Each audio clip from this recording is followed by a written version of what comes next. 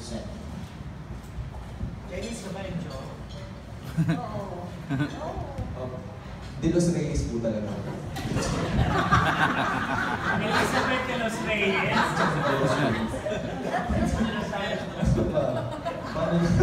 Paano nangyari yun? Hindi siguro kasi...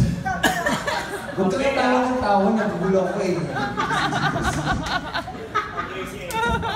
Hindi. Siguro... Hindi ka ba Chinese? Hindi kasi iniisip ko pa yung sagot. Gusto mo umupo doon? Hindi, siguro po yung pagka-stricto ng isang Chinese family.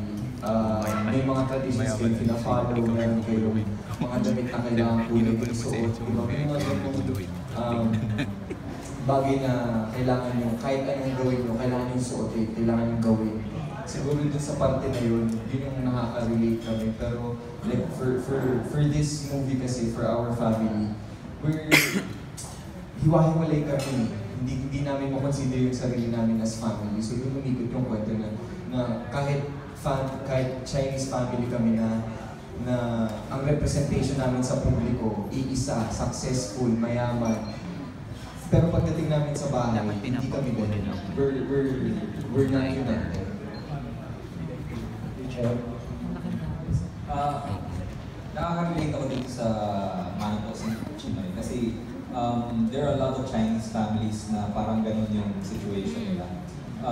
Usually kasi the father is so caught up in bringing up, being successful in business na hindi na bring up yung mga anak niya. Wala siya masyadong oras sa mga anak niya.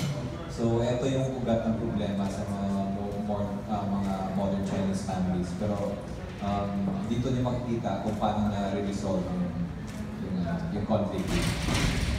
Follow-up question, so, ng mga Chinoy, ano yung mga traditions ng mga Chinoy na gusto